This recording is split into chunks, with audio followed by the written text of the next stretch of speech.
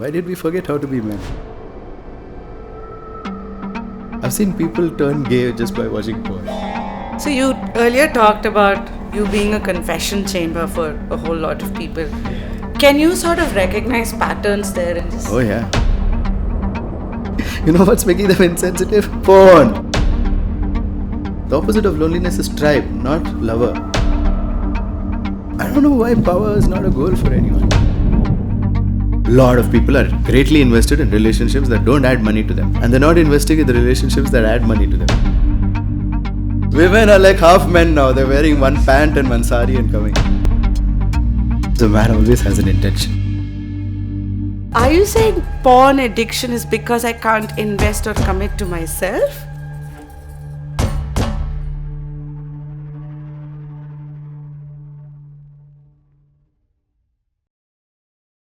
Guruji, thank you so much and very good morning. After the whole Shivratri meditation to have you here, it's an honor. Yeah, it's great. It's great. Thank you for coming. So I think we chose a very interesting topic today, which is what does it mean to be a man in today's world? I thought that would be a great way to start the conversation itself, to hear what do you think about this? I have very strong opinions on this. Yes. Because, the search for every young boy is how can I be a better man? How can I be a good man? But somewhere along the way, they get distracted from that search. So then they stop searching. But those who continue searching find the following, that a man is like a constant. He's somebody you can depend upon and who keeps his word and who shows up every day. This is not possible for women because they have periods and their energy goes up and down. But a man's energy is constant if he maintains it, if he takes care of himself. He can keep coming with that testosterone-driven energy every day and show up. And I think that's pretty much what makes a man. And the rest of it is to be careful of his strength, which he, first of all, to develop his strength and be careful of his strength and use it in places fairly, justly, morally. So I think a man really needs to know his morals. Otherwise, with the power that he can accumulate in his body, he can kill someone. And he's got to be responsible with how he uses his power. That's very complex in how you put it. If I have to, if I'm a 15-year-old boy who's watching this, what does it mean to be a man today? Yeah, I'm telling you, if you're a 15-year-old boy, start keeping your promises. Start living up to your word and show up with some sense of right and wrong. Keep asking yourself, was that right the way I spoke to my father? Was that right the way I spoke to my friend? Question yourself and always check whether what you're doing is morally right. And that's it. Just do what's morally right. And be strong enough because people are going to try to stop you from doing what's morally right. So you've got to be strong. You've got to have the company of other men. That's another thing. If you're 15 years old, you better be building your network of other good, reliable, committed men. And that's when we'll do something good in the world. Makes sense? Yeah. How do you go about picking this? Network in itself is like a hard thing, isn't it? It means especially in today's we're doing something together. So we come together because of our deeds, our karma. It's called karma. So because of our deeds, we come together. And since we're doing something together, we're networked. That means I am happy to share my resources with you, and you're happy to share yours with me.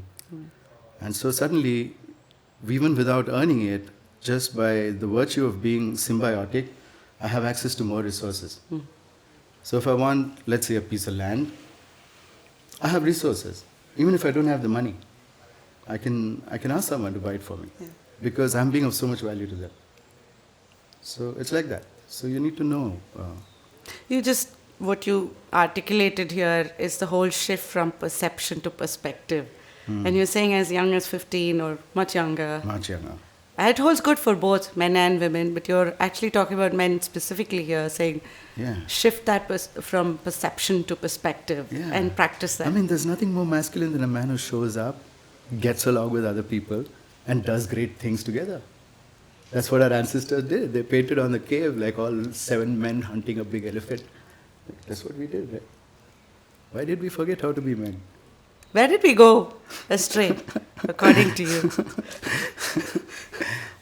Where did that happen? I think we made life too easy, so men don't have to be men anymore. Say more. When life is hard, then the men come up. So that's why I keep giving people challenges. I'm like, take this challenge, do this challenge, Because when we make our life hard, then we become strong. If we make our life soft, then we'll also become soft. If we make our life too easy, we'll also become soft, So that's what's happening. The men are turning into some soft jelly beans. You think so? Yeah, they can't survive a night in the forest. They'll get bitten by a snake. I'm sure about it. When we astray, how do you come back? How do you know you're straying away and I need to come back? Is it that network that will bring it, or is it you, the power of you? Thinking time. You need to take thinking time, We don't do that today. Why? Too busy. With what? Phone. What else?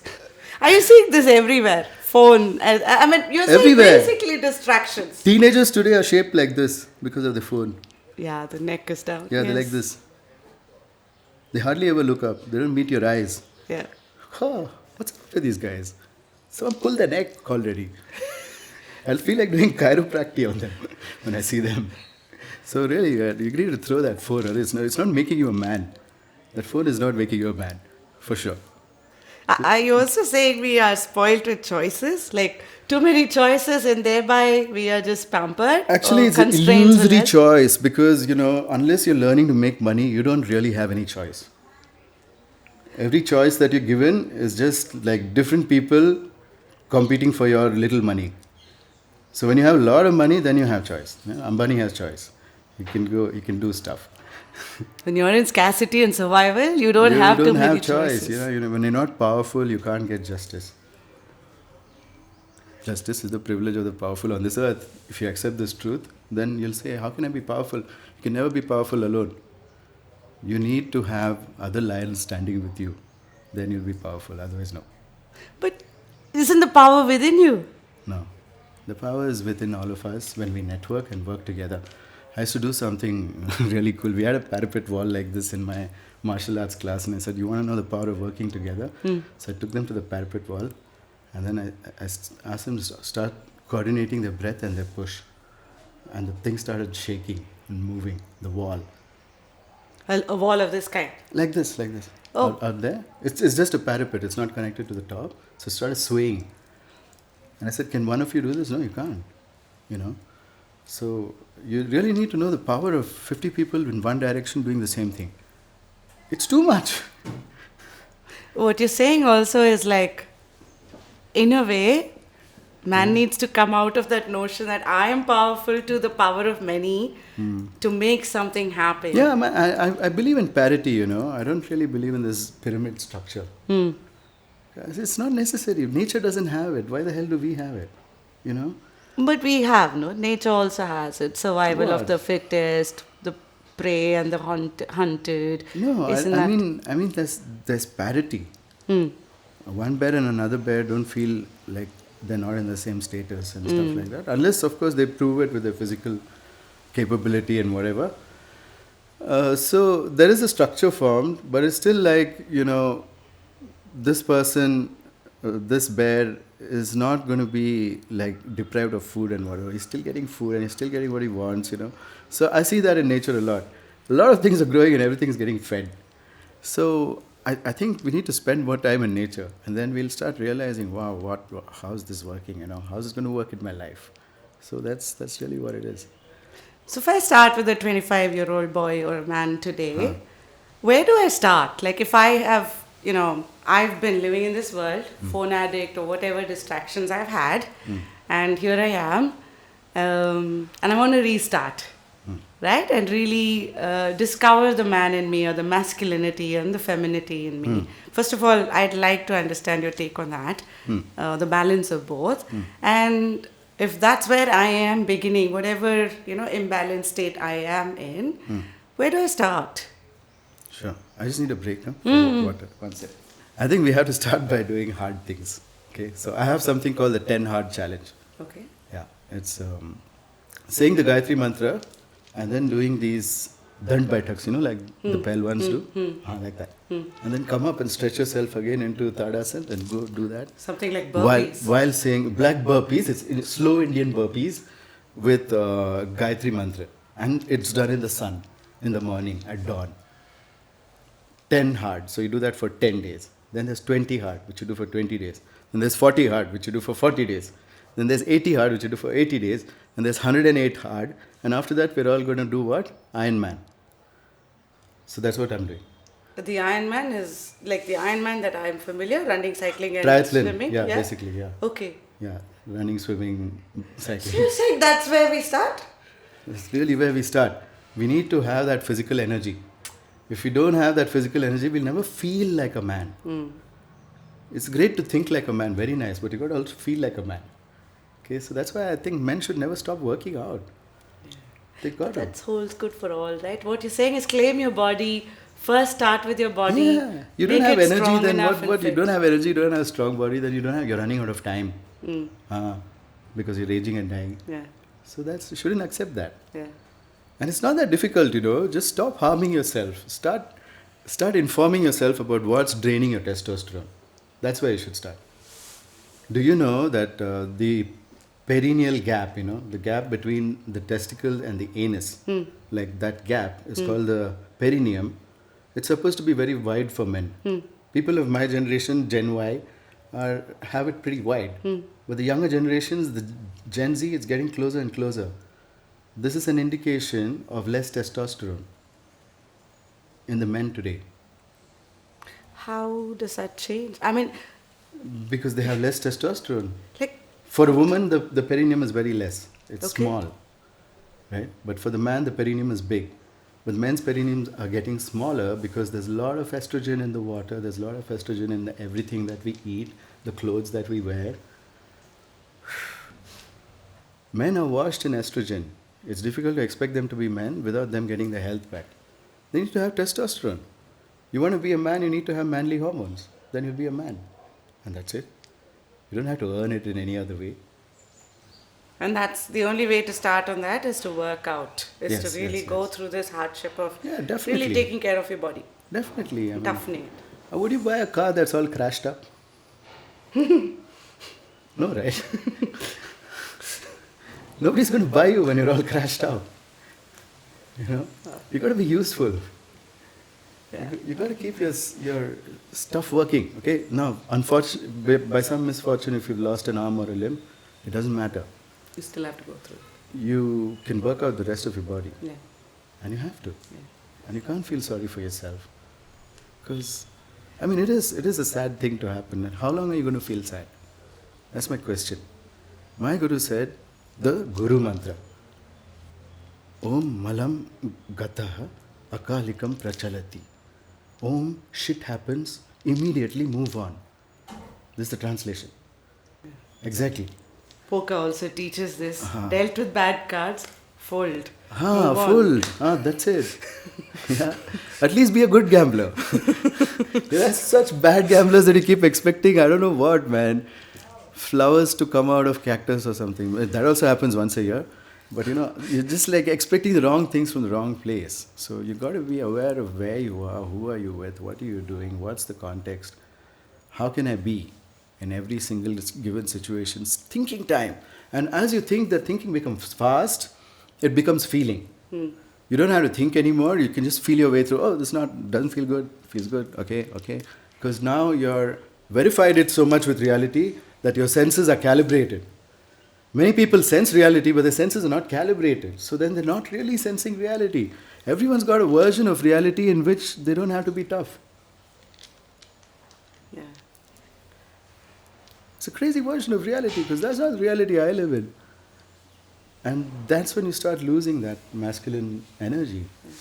That's a Shiva energy, Yeah.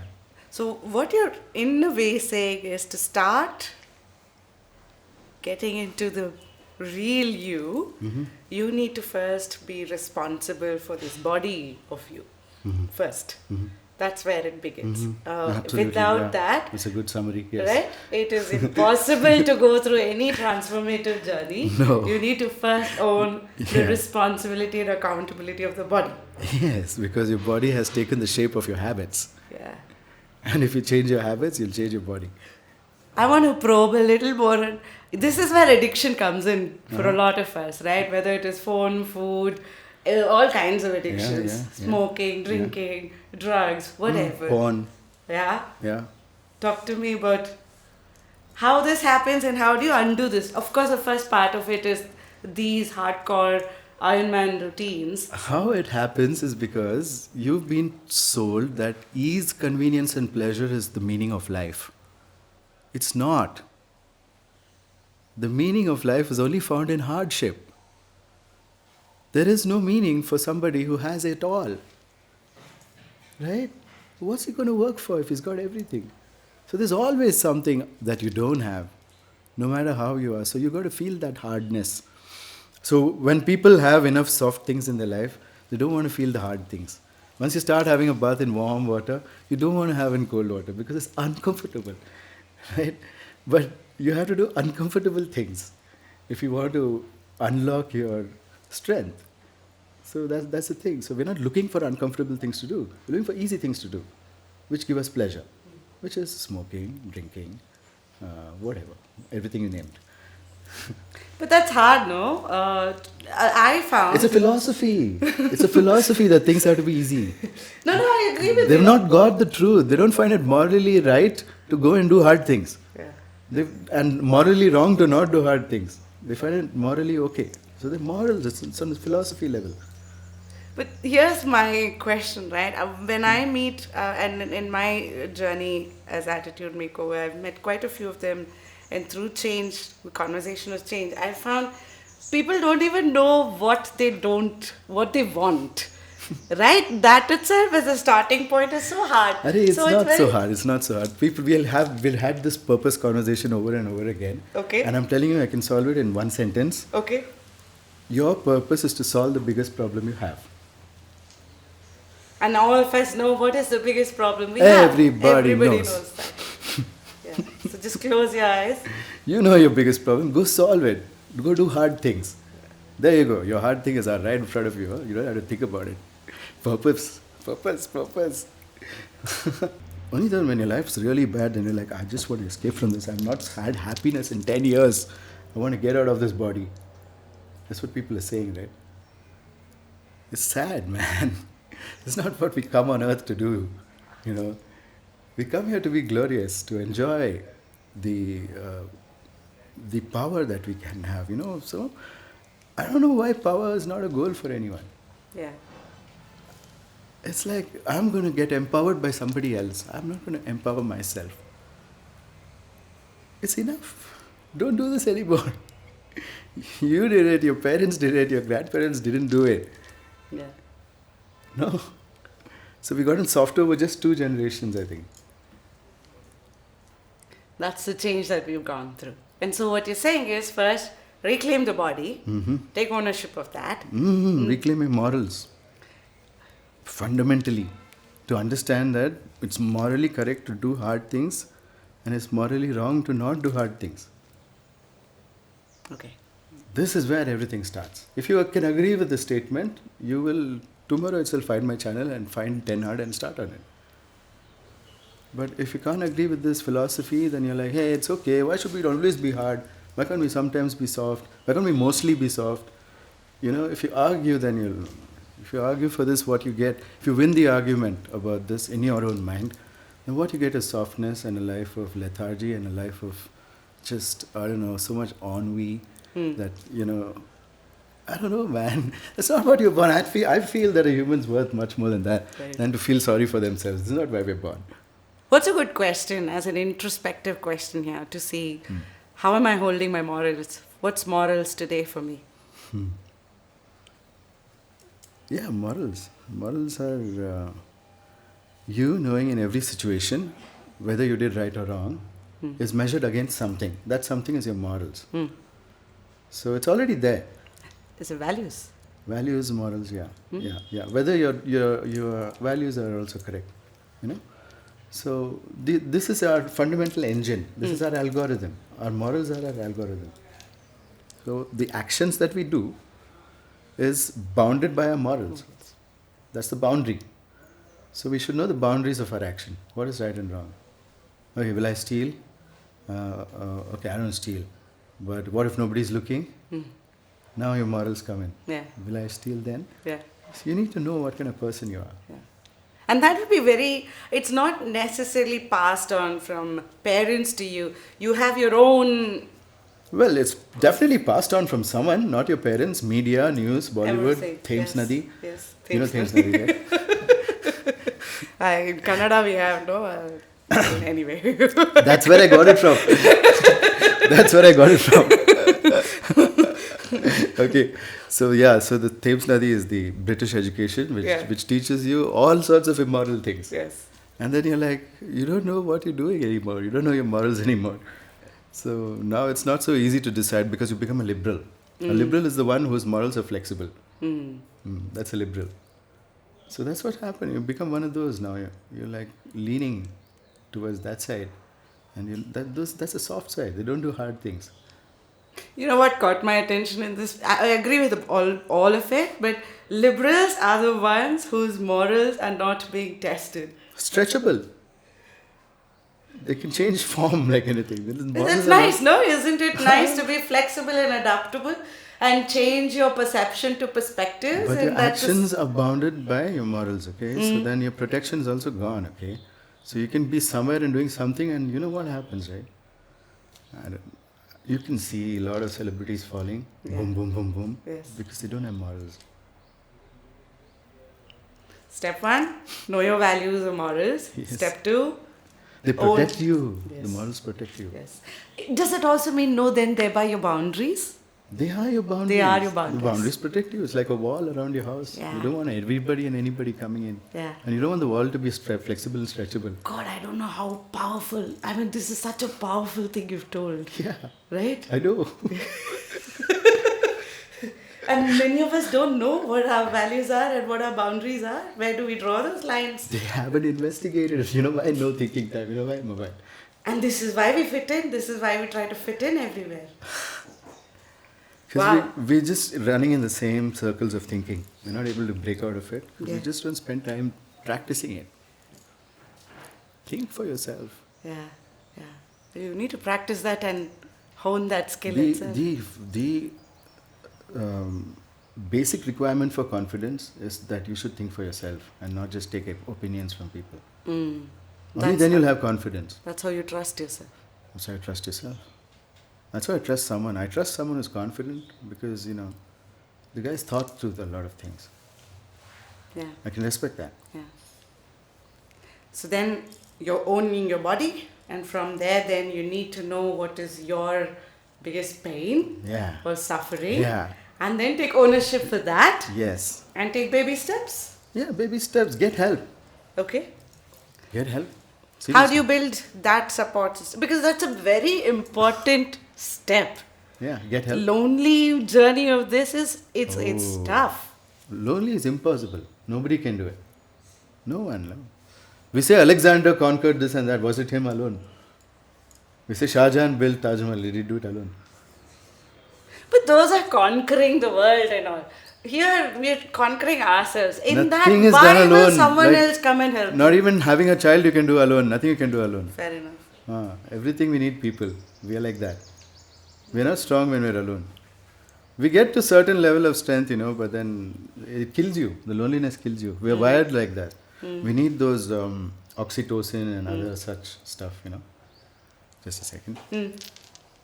So, what are we talking about? Loneliness. Loneliness. Okay. So loneliness is like it's a warning for you that you're losing the resources called people. Just like when you're hungry, you get a warning from your stomach, doesn't feel good, it's called hunger. And whatever, if you can't breathe, you get something called suffocation. It's a warning that things are going low. So in a similar way, loneliness is a warning that your people resources are running really low. Could it also mean that sometimes you feel lonely even when you're around your own people? Those are not That people means they're resources. not your right They're not. resources. They don't consider. There's no entity called we with them. You see, there's the you, there's me, and there's we. The moment we say we care for the other person like it's us. But they're not saying that in their mind. They're not morally agreeing with that. So a lot of people are not in moral agreement of this thing called we. They can't handle it. They have commitment issues, so they can't handle that thing. So then they can't commit. So then you have stuff, like breakups in relationships and attrition in offices, because it's the same thing. God, I have so many segues here, but I'm going to... Okay, I'll stay come focused. back. Okay, let's do it. So, loneliness versus solitude. There's this whole shift again, right? It's about being comfortable in your own self, at the same time surrounded with the kind of people who have the similar values. Yeah, well, continuous solitude is called loneliness. A little of it is good for you because you get thinking time. But if you got only thinking time, no doing time, you do with other people, no, what you'll do alone? What will you do alone? Didn't you go through this journey yourself of going through loneliness, solitude, and then discovering? Isn't that a process? Solitude, yes. Huh. It has to be peppered in your life, and it's very important to have a few hours of solitude every day. Okay. For you to think, for you to consider, for you to evaluate, and for you to create. You need time. It's called solitude. But continuous solitude is called loneliness, is what I'm saying. So if you're always alone, and then you don't have anybody who's invested in you in any way, who doesn't depend on, there's nobody who depends on you for anything, then you get really lonely. Because that's not how human beings are meant to live, because we don't have power alone. It's then what you're also saying is dispensable or replaceable, Yeah, but isn't that what your education system makes you? Dispensable. Yes. One IT engineer, put another one. Yeah. Plug and play. Plug and play. It makes you plug and play, man. And I want to be part of an indispensable culture where I find my fellow man indispensable. And he finds me indispensable. That's the kind of relationships, that's only the kind of relationships I want. It's like the honeycomb connect. Yep. It's strong, right? Yeah. That's called tribe. Yeah. The opposite of loneliness is tribe, not lover. But people think they'll solve the loneliness problem with a lover. It doesn't work like that. You need tribe. Only then the loneliness problem. Because it's a people resource indicator. Saying a people resources are low, people resources are low, people resources are low. Well, look, I got a boyfriend. But it's still low. I got a boyfriend, but I'm still lonely. That's what's happening to people. Because they need a tribe. Yeah. But this is all not specifically for a man. This is for anybody, isn't it? This is for anybody. What's in it for a man in this? Is there any specific thing for a man? I think a man needs to know mechanisms, okay? Because we like to build things. So if you can figure out the mechanism, like I put a lot of mechanisms and frameworks in front of you today. Right. If you go through this carefully and you listen to it a few times, you'll get a good framework. That's in it for a man. Now we got a framework, we can tweak the thing, we can make it as we want it. Tools. Framework. It's like when you make a house, you make a framework and then you put your whatever wall stuff on top of that framework. It's like a skeleton. Yeah, okay. So what I've given you is like a framework and you can build anything on it. It's like Lego. You can take this stuff and you can do a lot of stuff. Think about it. You need thinking time. Studying time. Time. Time. It's hard, right? Like to just carve out time If you for throw our your own phone, self. it's easy. Just throw your phone. You have time. No? Time on time. You can just like... Do you start If with you 5 don't, minutes? I don't have my phone. Like, where's my phone? I don't know where's my phone. So I've experienced a lot of time. Because I left my phone only to answer Instagram and it's this long. And I answered everyone, man. Now Shashank is helping me, but for years I've been answering everyone. And it's not small, my Instagram is like this many messages. But I read because they're writing to me. So I read. And that's how I know what's going on in people's minds. Because they come and confess everything to a guru. So that's how I know if anyone can help, it's me. Because I've been sitting in the soup with people uncomfortably, but not complainingly, because I like doing hard things. So I've been doing this hard thing for a long time. So I know what's wrong with society. I think we can fix it. And I think you can fix it yourself. You need to understand it yourself. And, we are all empowered beings. We don't have to fix each other or fix for each other. We can fix our own shit. All of us. And I believe that, So a very close friend of mine, she told me that one day, I was getting agitated about somebody, like, not listening to what I'm saying and just going and falling into the same fire again. So I was frustrated and I was complaining to her when I was in her house, and she's like, "Hey, Guru." I'm like, "What?" And she's like, "Every being is designed to take care of itself, da." And I'm like, "Oh, impressive." So I wrote it down. She forgot that afterwards. But see, this one, no, I want to tell you, when you are very consciously invested in yourself and want to change, that's when you're able to listen to these kind of things. Otherwise, it's just a hear. Look, this is about men, right? I'll tell you one more masculine thing. It's intentionality. Because a man always has an intention. He's not exploring. He has a clear intention.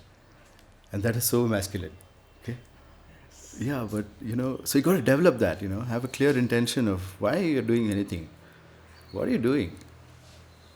Like, what are you doing, man? Why are you drunk walking through life, Sleepwalking through life. Yeah. What are you doing? Like, wake up, man. Put some cold water on your face and wake up. I think a lot of the imbalance of, or the challenges of women, what women face, will change the day this intention. Women are like half men now. They're wearing one pant and one sari and coming. Women are wearing at least half the pants. At least the corporate world, what you're saying is like, we are embodying the masculinity just to be out there. Because the men are not being men, man. Yes. When the men start being men, the women are very happy. They're like, "Abba, relief." And they'll relax. And that's the one thing you can give to a woman as a man. Just show up as a man, she'll relax. Otherwise, she's being a man for you. You see that all the time. This intentionality, right? When for example, you can see it in your own house. For example, when you go to your kitchen, who's doing the work, how it's done, who's getting served first, what's happening, or is all intentionality, and through that is where you change your perspective. Correct. But it's not happening. So there's something disconnected as to why it's not happening. One more secret I want to tell you. that this intentionality, it's a function of what? Why do you think a person becomes intentional? And something's like really bothering there. Yeah, they're facing the biggest problem. They're facing the biggest problem. That's when they get, you got it, right? Right? Yeah, you can feel that answer. I can feel it. Why can't they see it? I don't know. They come to you, right? Why you should know. What is it? What are patterns you're seeing there? Why are they missing this? Phone. All? Everyone needs a 10-day phone break next to the ocean and sleep on the beach. Yeah. Then you'll feel like men after 10 days. You're like, wow, that was hard. I did some hard things here. Men need this, We're trying to do it actually. We're trying to get some men together and really make them do this.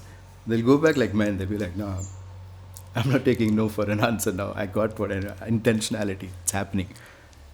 That's like walking in with curiosity, right? You're basically asking one to walk in with curiosity. Don't walk in with your preconceived perceptions, but walk in with curiosity to just watch, observe, and then understand. Yeah. What is happening? You call it curiosity. I call it sensitivity. Isn't that a much better word? Oh, yes. That's what we need. It's not there. Where do you start? It's not there. Like you talk to any woman And I have spoken to quite a lot of women, whether it's in their 20s, 30s, 40s. Oh God. Men don't know how to which connect. which movie shows a man thinking? Tell me. Very few. They show some thinking man once in a while, right? Like Sherlock Holmes. He was like a thinking man. And there was one fight scene in Sherlock Holmes where he calculates everything. It's so cool. He thinks about that before he hits the guy, and he hits him in exactly the right places. And the guy is out. So I'm like, that's the kind of man we have to be, a thinking man. Think 10 moves ahead. So you need time for that, man. You can't get rid of your addictions. You have to get rid of it. Otherwise, future is not looking good, buddy. So you have to be sensitive. Like, you be present first. Okay. Oh, relax your body. Learn to relax. Have you seen everyone's muscles? Look at my muscles. Yeah, I have better ones. See this. It's soft. Right? You got to keep your muscles soft. That's what I'm saying. Oh, you're saying keep it soft. Oh, okay, fine. You It can be soft. You got to keep it like I don't know, like jelly. Everything's got to be like jelly. So that's when you're sensitive. It's a secret of sensitive. Meditate. Relax your body. Get inside. Sync your breath with your inner breath. Your spine has another breath, okay? You got to sync. You got to feel that, first of all. It's very subtle. You feel your spinal breath, and then you start syncing your nasal breath with your spinal breath. Yeah. And then something happens. Your subconscious mind becomes open to you. Yeah. The stuff you can change. There's something called determination which comes back in your mind, in your life. We call it Raudra. Yeah. If you're not Raudra, you're not getting stuff. Forget it. You have to be like a bulldog. I went through this one session or learning train. I'm in my late 40s, and in 2 years back, I attended this workshop, which is called the art of theatre, social presencing. It's a theatre workshop of social presencing, Okay. and I just thought it's interesting. But for the first time, I was taught how to listen to my body. Ah, wow. I've Yeah. never listened to my body. And Where's the this lesson in school, right? Exactly. We don't teach all these basic things in school. Yeah. When your body can tell you so many things loudly and you don't know how. And this is a woman telling, I don't know how a man even discovers this. By becoming sensitive. But you don't even have that iota of that running in your blood. Well, You have no, to of course not. A cultivate man it. has to be really sensitive to be a good man. Yes. Otherwise, he can't be a good man. So, as a young child, you have to start nurturing this, is it? How do we as parents and as a society inculcate this in our boys? Stop sending them to school. Eh? Yeah. Instead, Pinna. take them out in nature and teach them. Maths, you can teach them, man. It's not so hard. All they need is maths and language. You can't teach them that much. Rest of it, they learn. Tell them, here, I'm going to give you this much time to be on the internet and learn this thing. Learn it. And then, internet gone. Back to building things. Give them a tough life. They'll become tough. Children.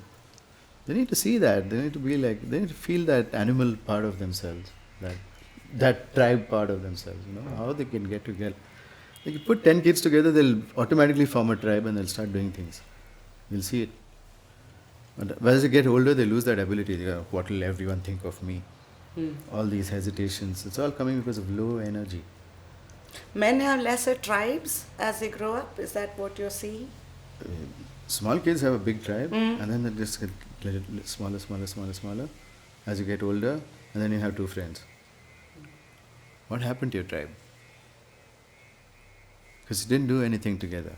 You were all put together by this Thames Nadi system. So, that's not how you teach children. Oh my God. What would ideally be a good thing to start teaching as part of your curriculum or at home or whatever, wherever? Okay. That'll hone this as you grow. So teach them marks are not important. I can't not send you to school because I'll feel like morally imbalanced if I do that. So, but we can agree that marks are not important, but knowledge is. And Knowledge. yeah. Can you describe knowledge? Like the ability Of to do intelligence. something. Information is knowledge. Knowledge and skill, both are important, Knowledge is like how things work. You need to know how things work. And you need to have the skill to go and make it work. So that takes the practice. So there's theory and there's practice. You need both. The theory part is called knowledge, the practice is called skill. So that's it. You need knowledge and skill. So you need to apply this, And you need to get knowledgeable about everything. That start with the biggest problem. Like even a child has problems.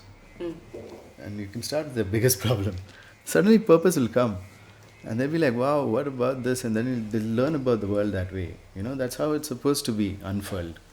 Unfurl the world on them by pulling them into it, being a support, and just being there. If I could just summarize this conversation, let's see. Yeah. What you're saying is, the world that we live in overrates hard work, but underrates judgment or decisions. You're saying through practice and being sensitive, you need to hone the skill of hard work, but being very purposeful there. And then practicing the art of making decisions for yourself. Yeah.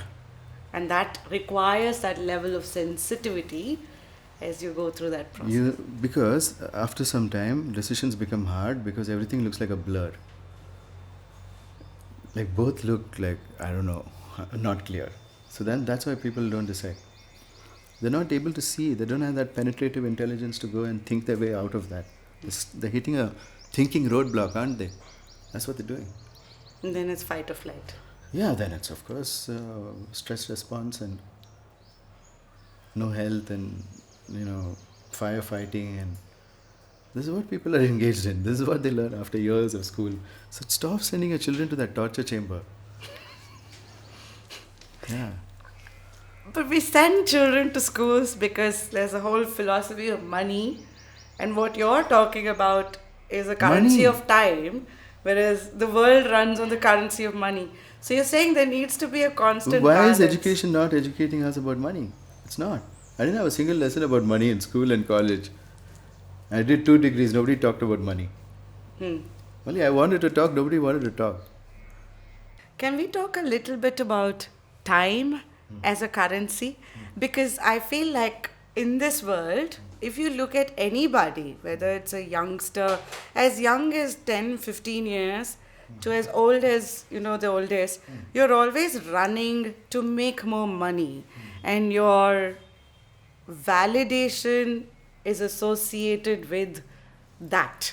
Like how much money you earned, how you looked at, your identity sort of connects with that. For sure, right? Yeah. But what you're talking about is also an important aspect, an identity where I respect time and I look at time very differently. It's a concept shift, isn't it? From what we are so normalized into. Yeah, you're right that you can look at time as currency of life. If you have time, you have life. That's all it is. So your life is made up of moments, and so moments are time. So we have many words for time in Sanskrit, like so many. The way they have described time, from the smallest, which is a nimisha, which is like an eye blink, blink of an eye. From a nimisha all the way to yugas and whatever, they've got such a big concept of time. Why do we have all these concepts of time? It helps us to time our actions for the maximum result. That's what it is. So it's everything. I think a big part of manners is timing. So manners. Whether someone feels respected or not. My manners make you feel respected. That's called manners. It's not, eat with your fork in this hand and that hand. I don't care. That's etiquette. How you treat Yeah, but manners is not wishing someone good morning or good evening. I don't even care about that. But it's whether they feel respected by you or not. That's your manners.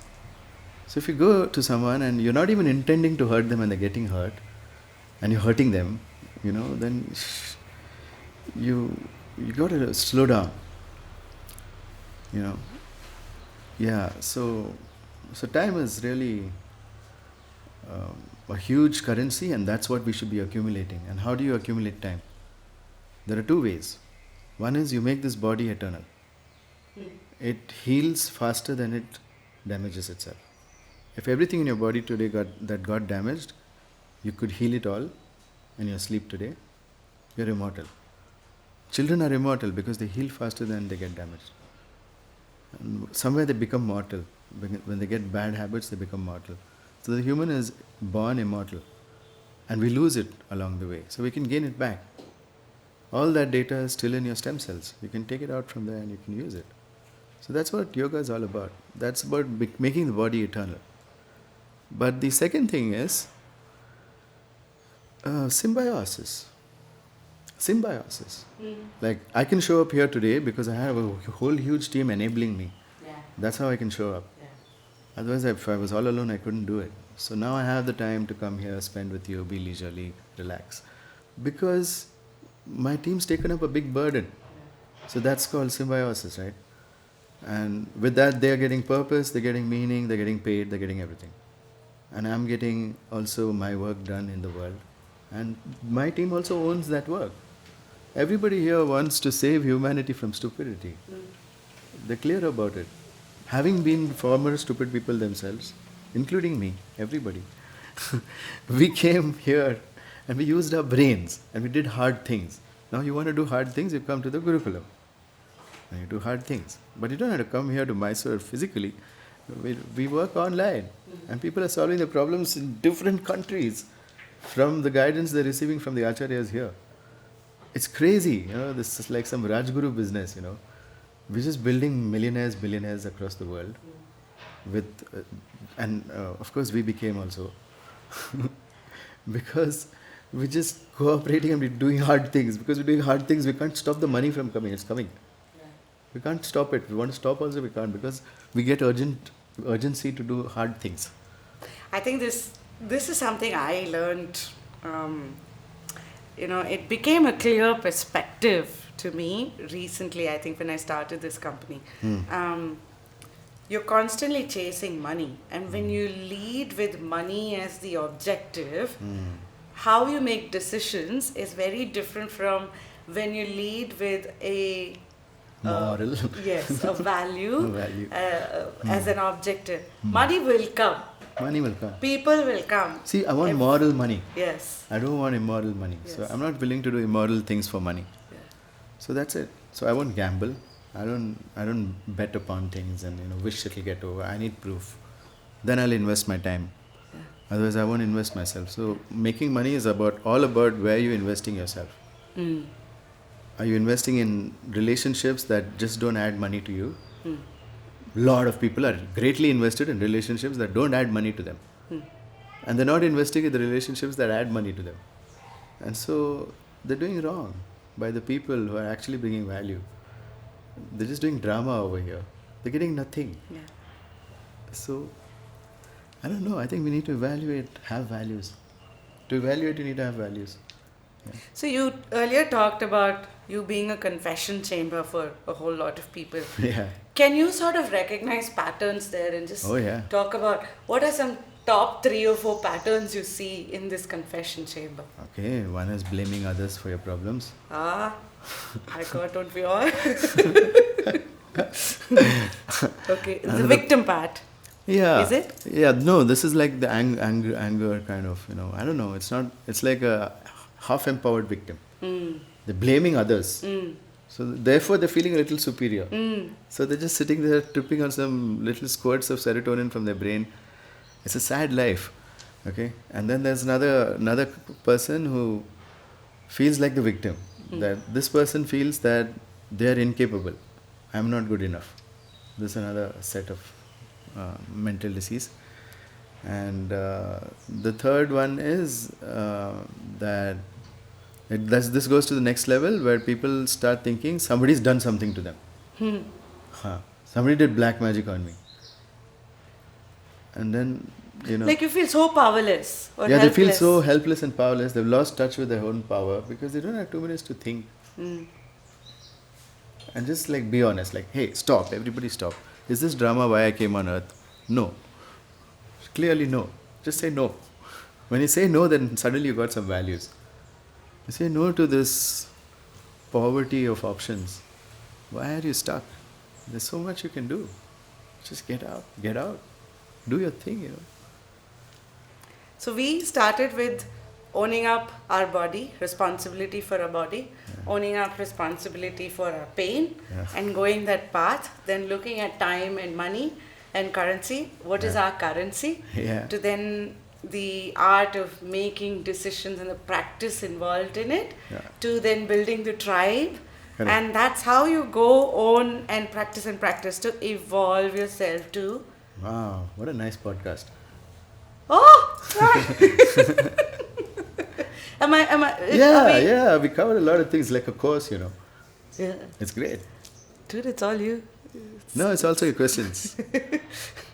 So, I want to now interject a whole bunch of, distractions, if we can call it that. We talked about money as well. No problem. Let's get into it. This is the spicy part. So, you've spoken about porn and how, and since this is all about what does it mean to be a man in this world, I eventually come to what a woman experiences as a result of being surrounded with men like this. Or should we go that way first? How would you prefer? However you prefer. Let's start with the first part. Okay. So, we talked about loneliness, we talked about money, and now porn. Our introduction to the most beautiful thing as human beings is through these pornography, especially for boys. The conversations are very limited on what it means, how to experience. If we don't, as parents, have it, schools are more methodical. No, nobody's in the talking way, about it. Yeah. Right? And so books probably, if you're into reading, you can advance your knowledge and gain some wisdom. But otherwise... I've got a program called Unporn Yourself, you know. Oh. Yeah. What do you do there? You give them a lot of porn stuff and then get tired with it okay, done. I don't do such methods. We make them do hard things. That's a cool method. No, we make them do hard things. Okay. That's it. What is hard? Like the push-up? Physically hard things, yeah. That does it? That does it. Suddenly they realize, wow, I can be committed, I can invest in myself. I don't have to waste it all.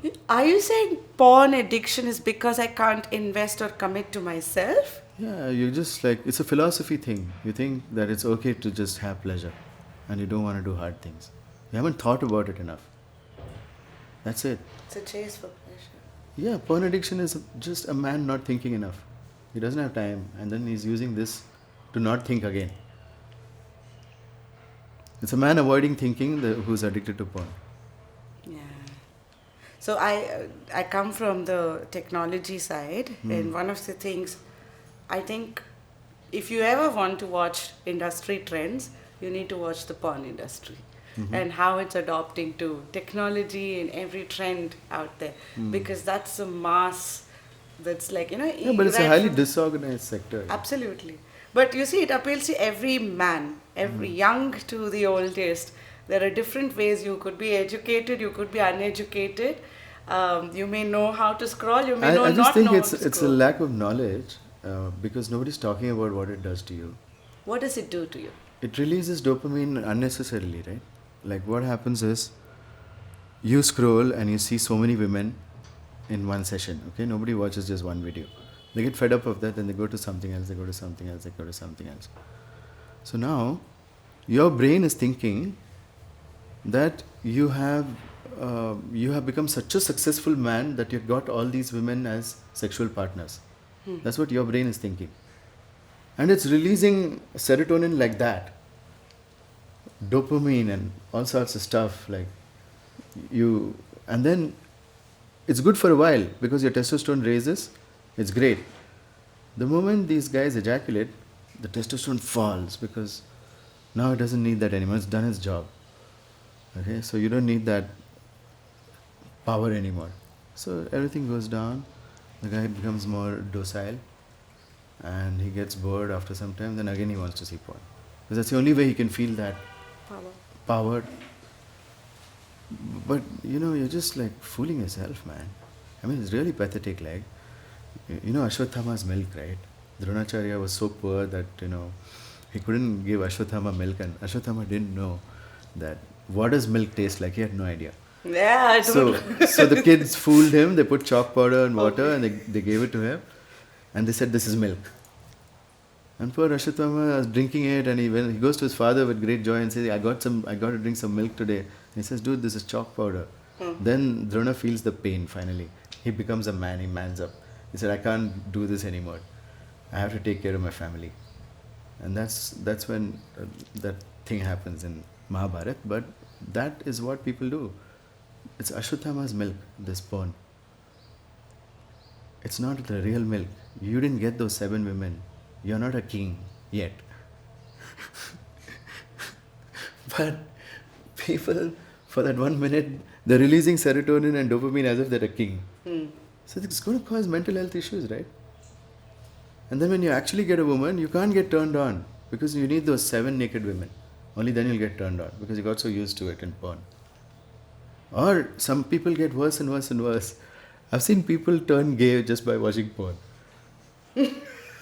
I'm not even kidding you.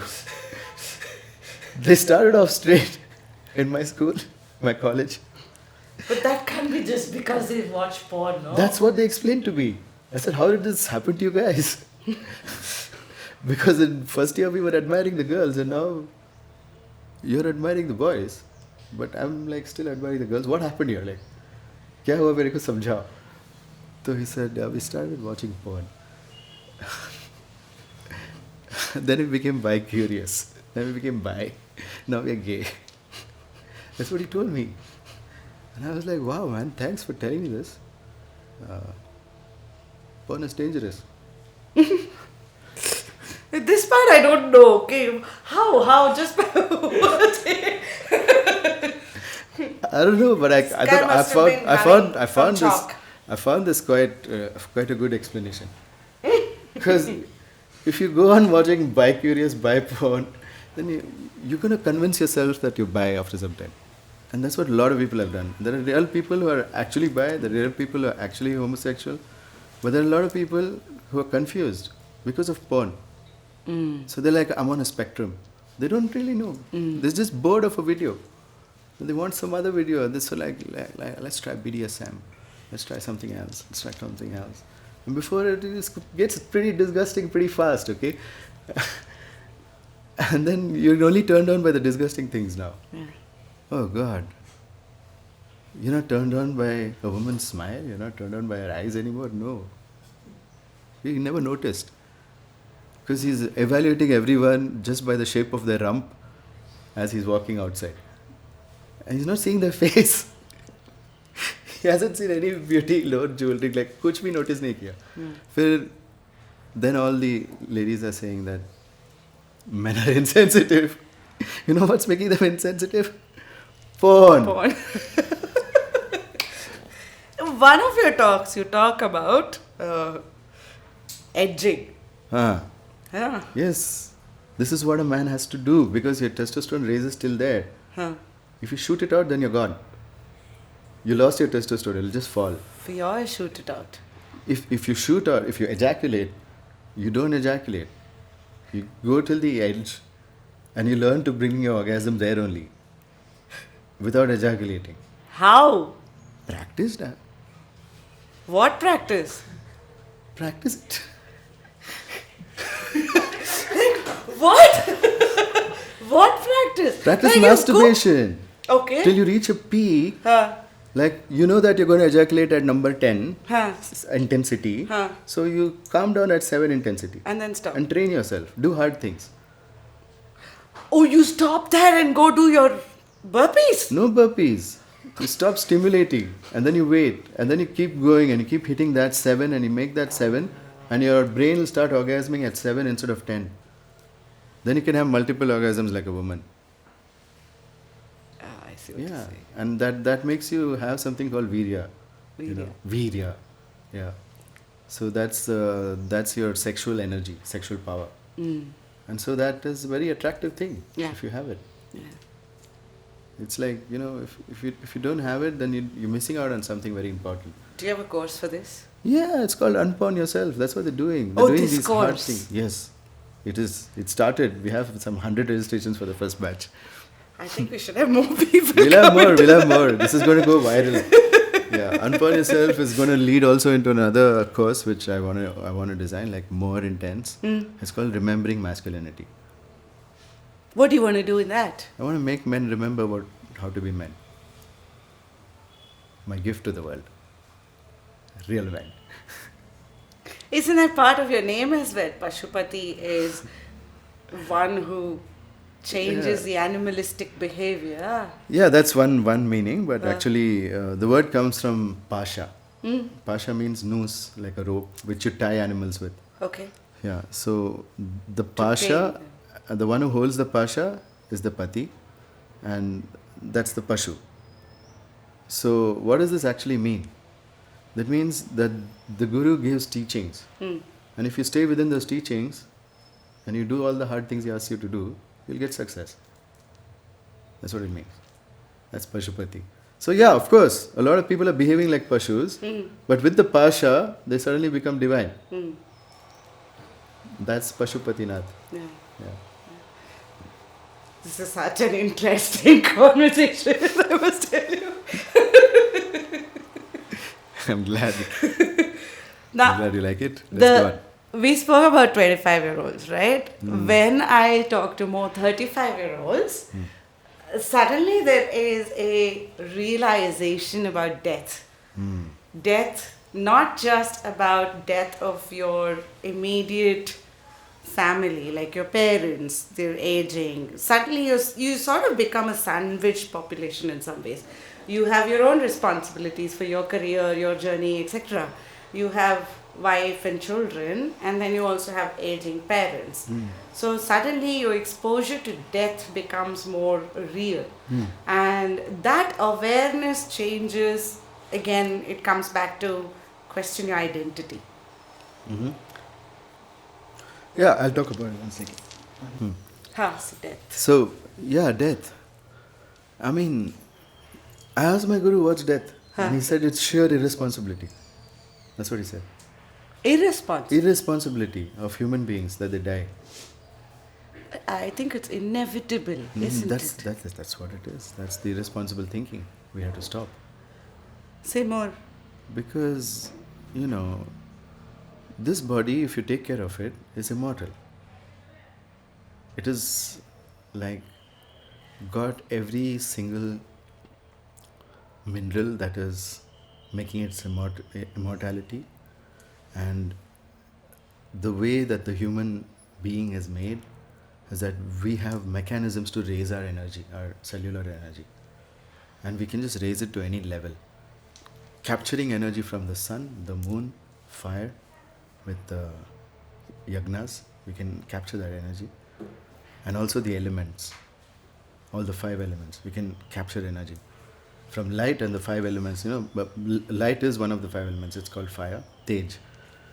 So yeah, so when we know how to do all this, to not learn it and then let the body die is sheer irresponsibility, according to my guru.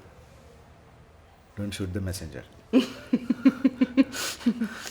I have some few rapid fires. Okay. It's not really rapid fire, but these are more like, the spikes, right? One of the things is, why are more Indian families so messed up? Because, it originates from there, right? We create boys and girls who carry all these generationally, not just through genes, but the patterns are also passed, yes, and more. And so we're just passing it forward. Yeah. So why are more and more families so messed up today? Well, there's a lot of factors.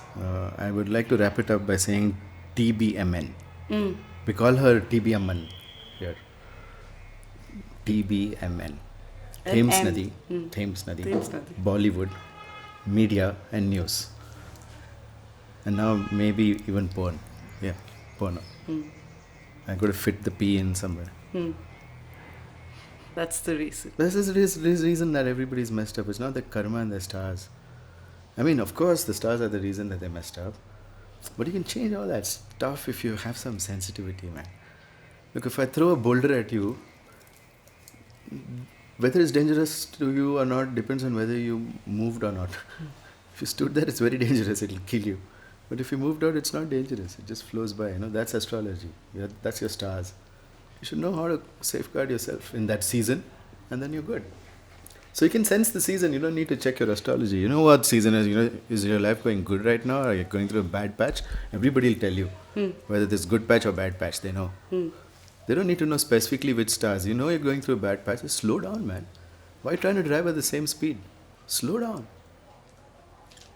Go bump by bump. That's called thinking your way through things. It slows you down in the beginning, and later thinking becomes an instinct. It becomes a feeling itself. That is called sixth sense. Sensitivity. Most of what you're talking is very practical and very, like, if you really think about it, if you're wise, it's so practical, it's so obvious. Yeah. Huh? And yet we miss it. The obvious, the simple are the hardest ones. No. Simplicity is more hard. No. It just takes more thinking time. It's not hard. It's just a matter of practice. You get good at thinking after some time. You get fast at it. But you need to consider things, man. You can't really just... people take one emotional impulse and they want to act. Yeah. Like, calm down. There's more data here, You don't have to just feel the biggest pain and then blast yourself. Like, feel everything. Feel the associated pain. And there'll be like, once you remove this layer, there'll be another layer of pain. So it's all there. Like, so then, at the end of the day, you can be happy if you put something good on your timeline upcoming. That's the only secret of happiness. What else? When you see in your future something good is coming, you'll be happy. After you get it, you won't be happy anymore. Then you have to look forward to something else. That's called tosha. That's the smallest happiness. Okay? Dosha. Tosha. T-O-S. Tosha. Yeah, tosha. So, not that. That is very hard work. It's like a lot of hard work for this happiness. Okay? Putting things on your timeline, then getting it done, and then feeling happy, but it's over. Now you can't feel happy about it anymore. Searching for new ones. How many more people will you tell that you built a house? After some time, the happiness is gone. Even though you got your dream house, you're not happy anymore, right? So this tosha is a really poor way to be happy. It's like return on investment is too less. But you want a high ROI happiness, you can think about mudita. It's better. Higher ROI. Mudita is you feeling happy by serving other people. Are you feeling happy when other people succeed? That's mudita. So it's just you being a nice person. Okay, that makes you a little more happy. Like the ROI on being a nice person, effort is less to be a nice person. Just don't be nasty, and the return is a lot. Okay, good happiness. That's mudita. Now there's the next level of happiness which is called ananda, and that is. Nanda means respect, and Ananda means mutual respect. So when you establish frames or even interactions or moments with people of mutual respect, you get Ananda in your life. And it releases something I think called Anandamide. Okay, I'm not a scientist, I don't know. But they found out some molecule called Anandamide and they named it that. So you feel like, when you're in Ananda, you feel high. If you're in a mutually respectable place where you feel like nobody here disrespects me, how nice. You feel Ananda. Yeah. Belonging. Belonging. Okay? So that's the biggest happiness. And there's a bigger happiness than that also. It's called the joy of having a human body. Sushupti. So that's the thing. That's what you felt as an embryo. You're not feeling that joy anymore. It's all gone, right? When people are not feeling joy in their body also starts to decline. Turns into something fragile. What state are you in? What? Of body? Ananda. Oh, okay. I have everything. I have tosha also just for fun.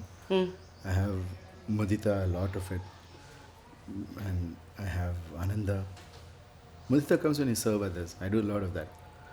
And then there's ananda because I'm in my own akhada, like who will disrespect me? So no problem. Yeah, so then Sushupti, I have time for Sushupti. It needs time to sit and enjoy your body. Just enjoy your body.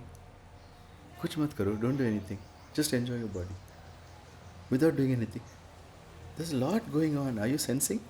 There's a lot going on. Kuch bhi nahi, nothing. You're blind to it, right? We need to slow down. You need to be sensitive. I told you there's an inner breath and there's an outer breath, and you need to coordinate both. Then you will be in a very powerful state. Your state of mind matters. And you can cook up any delicious state of mind. In yoga, we have 5 elements. We can cook any state of mind. The 5 elements are the five avasthas, Awake, sleeping, not sleeping, dreaming, and just having joy, sushupti. And then there is this thing, turiya and turiyatita. Turiya is just like having self, a sense of self, is turiya. And turiyatita is even losing a sense of self. So these are the 5 elements of consciousness. You can mix it up. If you're a good mixer, you can make a nice mix and keep. Mix of consciousness. How do you want to feel? You can decide. If you know how to pour a consciousness cocktail. So this course which I teach is called Yoga Nidra. It's like a super expensive course. But it teaches you how to make a consciousness cocktail. So you can be in the right consciousness all the time. How expensive is it? 5 lakhs only. What the fuck? Sorry. Shit. It changes your consciousness. It's not cheap, okay? No, that's good. What you're actually walking the talk, isn't it? You're saying, hey, work on yourself.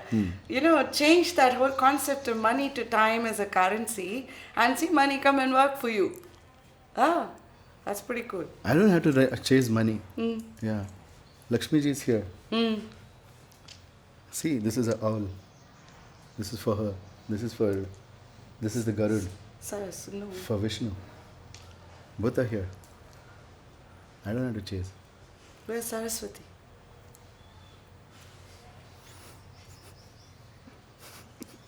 Got it.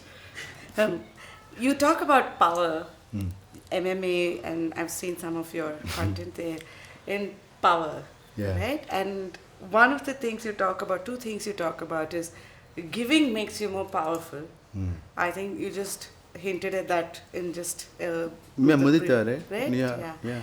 The other part... Also the gratitude. When you give to someone, they're grateful. So that gratitude of people makes you powerful. That's the only real power, nothing else. Everything else is gas.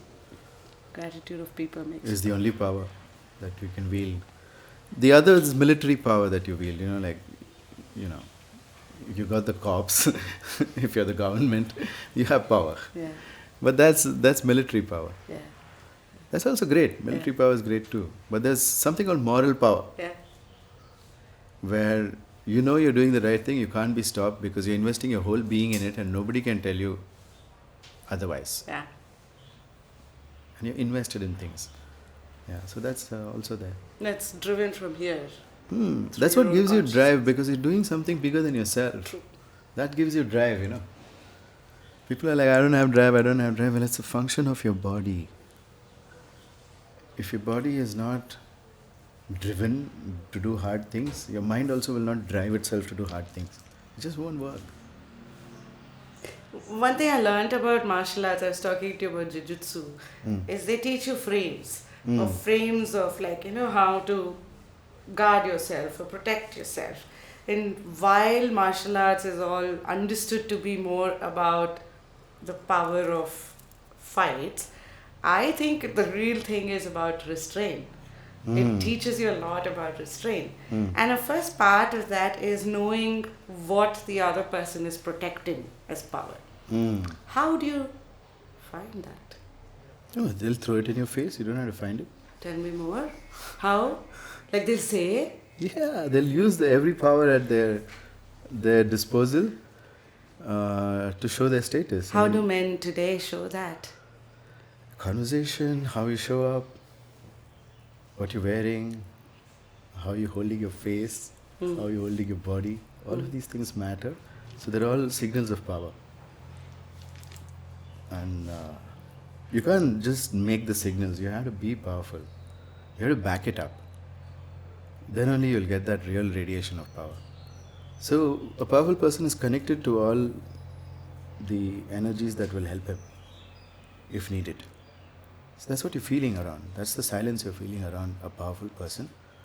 It's the energy is always connected to, which are sources of his power. And that's how it is. We've got to get our power wirelessly or by food. And the wireless power what we're getting is 5G and that and this and this and this Bluetooths. So it's going to shake up your power. You got to get good sunlight, proper sunlight. And don't take artificial light at night. That's the tej, that's the element, one of the fire, it's the fire. You will mess up your internal energy system when you start taking in blue light at night.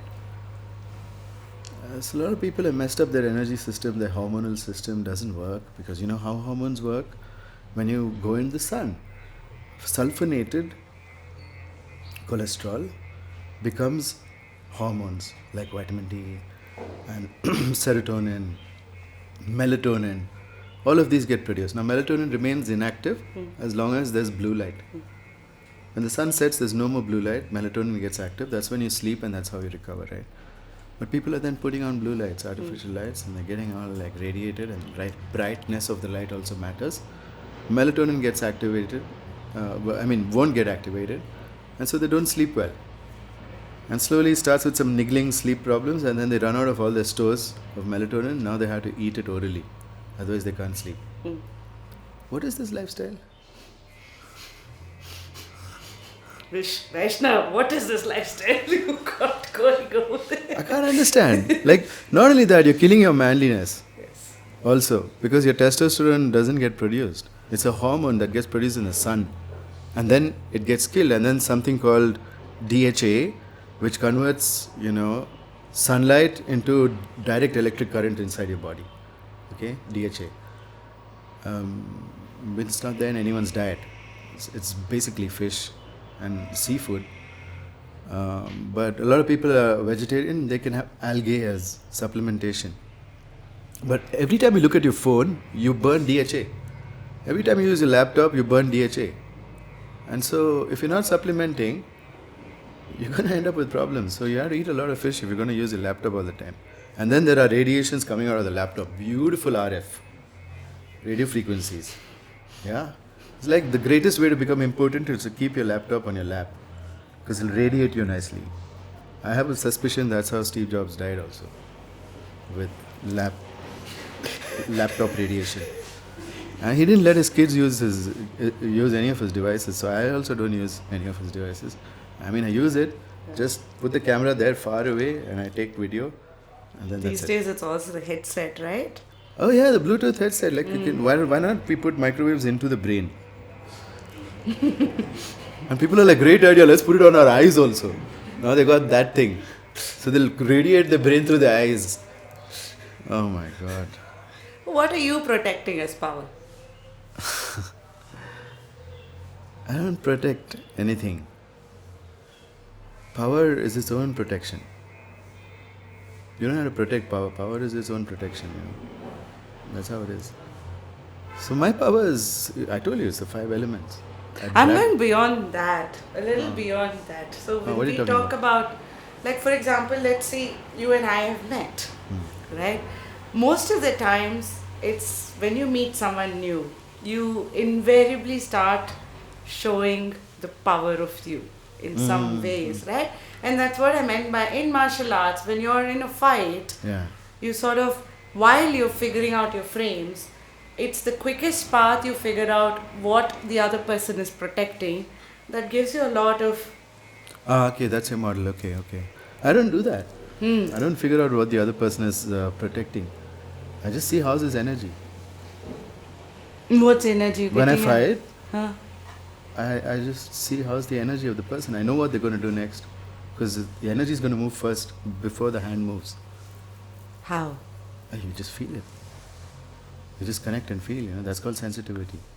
But that, so what I have learned is as I'm holding this, as you move, I don't even have to do anything. I know what's quivering, what's moving, and that's how you figure out. Correct. Yeah, that's sensitivity, Okay. From your hand. Now I know where you're going to take your hand next. Because your shoulder's already tightening. Yes. So I know where your hand's going next. So I can go with you. So that's how I fight. I don't really think what is he protecting and all that. I don't have time for that. Is it a futile attempt to even figure that Yeah, I out? think it takes too much time. Just like finish it It's with for the energy. other person. Finish it with energy. Hmm. When I use my hands on someone, Hmm. I can heal them too. Because I'm also very good at massage. So if somebody attacks me, I'll heal them so that they don't want to fight anymore. They just go. I started doing that. That was cool, you know. So the last person I hit was in 2010. After I figured this out, I stopped hitting people. Oh, from proper street fights, you went to healing like this, massage. Huh? Just heal them instead of like hurting them. Hey, epidida from this suddenly. I did one video on it with Rebecca Lakshmi Rebecca. Ah, the chai wali. Yes. I did Tea with Lakshmi. I did one video with her on it, and I don't know, people are not believing in the comments that this is happening. They're not believing me, man. But that requires a They different say kind these of... are all trained actors, like, because they got healed. They're both lying down, right? The two guys attacking me, they got healed and they're just lying down like this, just enjoying themselves. And I'm like, this is what you should do. You can invest your time. You can learn this level of mastery of martial art, right?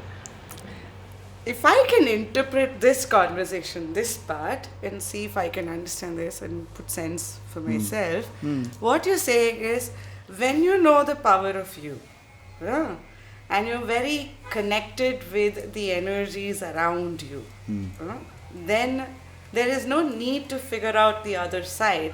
Yeah. You are in a state of calmness. Yeah, so what I like to avoid in a fight especially is having models. Having morals. Models. Okay. Like this is a model, like let's figure out what his thing is and then we'll do that. Like frameworks and models, like, don't Doesn't do work. it. Doesn't work. Yeah. It's only energy that works. Yeah. Just connect in and go with the flow. Yeah. That's the fight. Yeah. Even if 10 guys are there, there's a flow. Yeah. So you get into the flow, you can dance between the raindrops, you know. Yeah. So you won't get hit. Yeah. So that's what it is.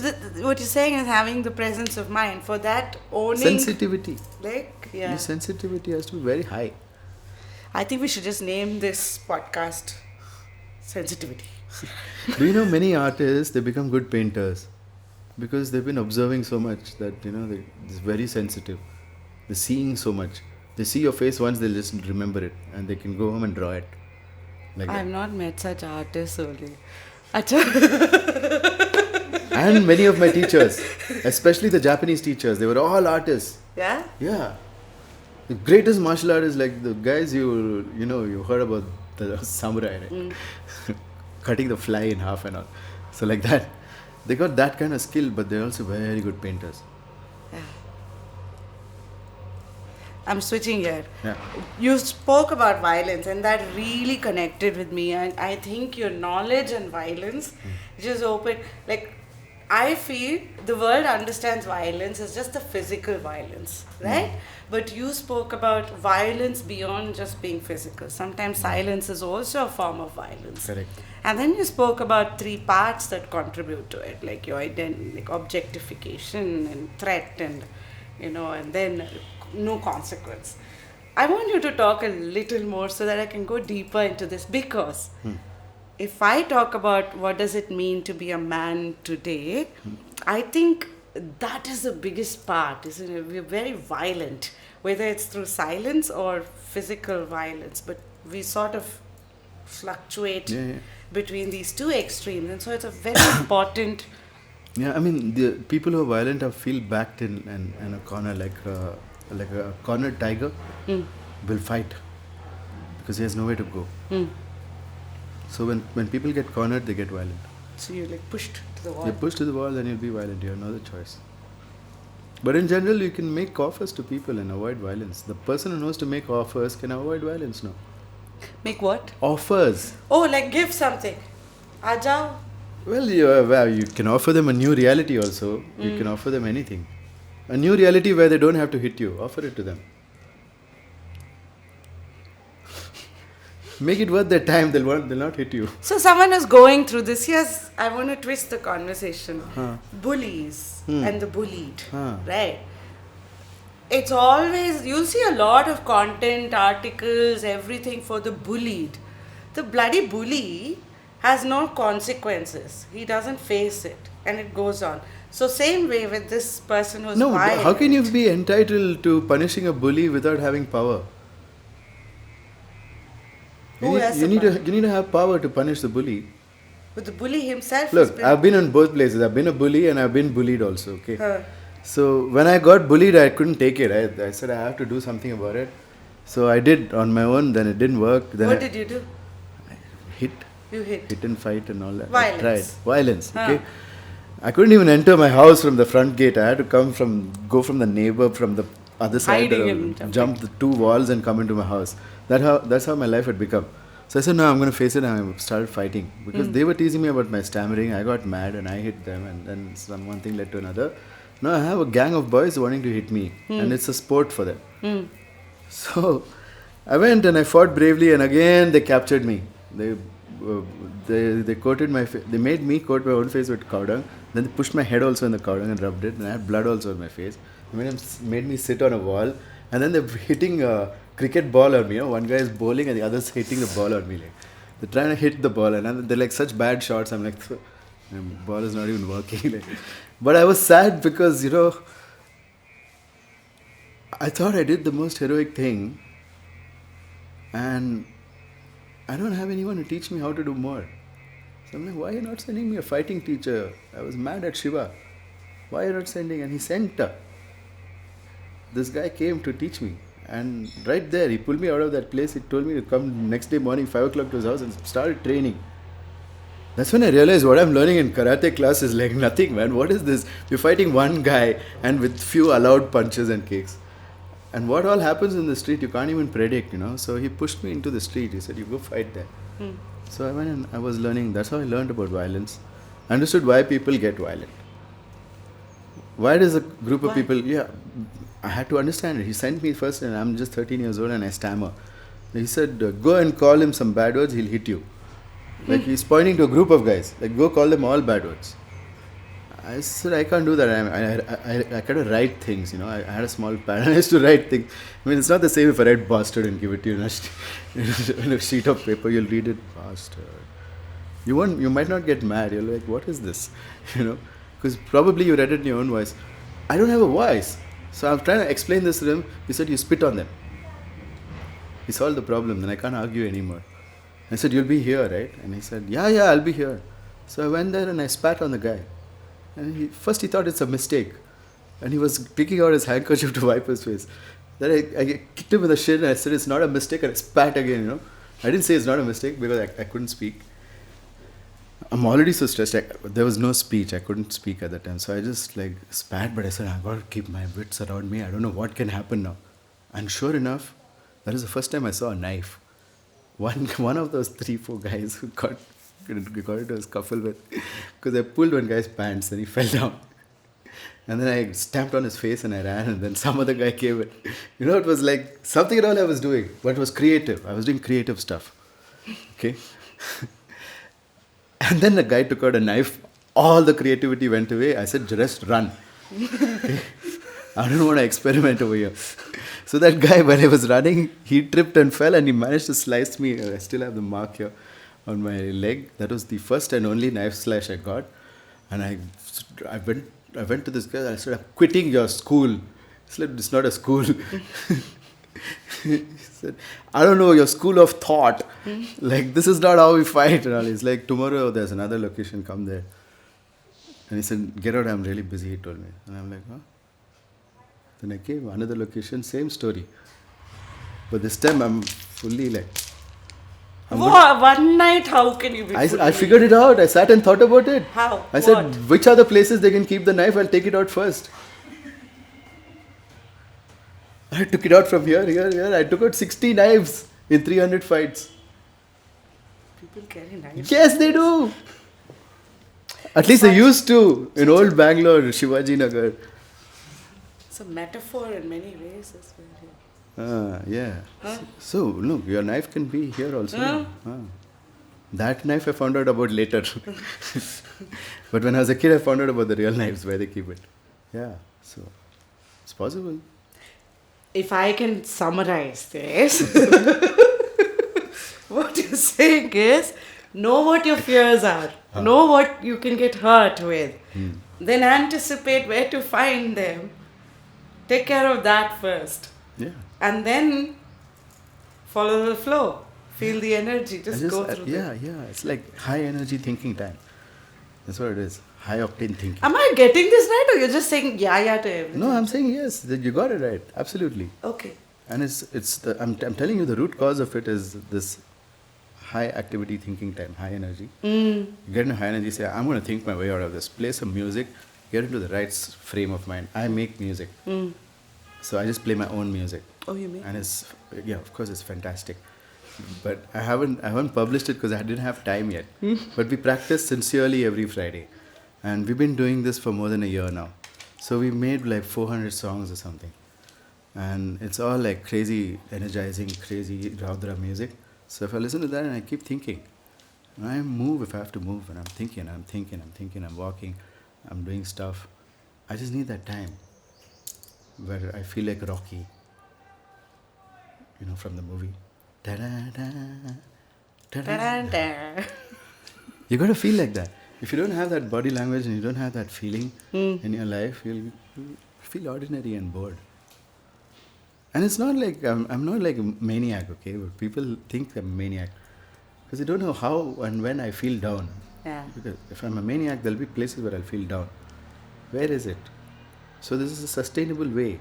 Because I'm not doing things alone. I got all these maniacs with me. So that's how it works. You never feel alone? You never feel down?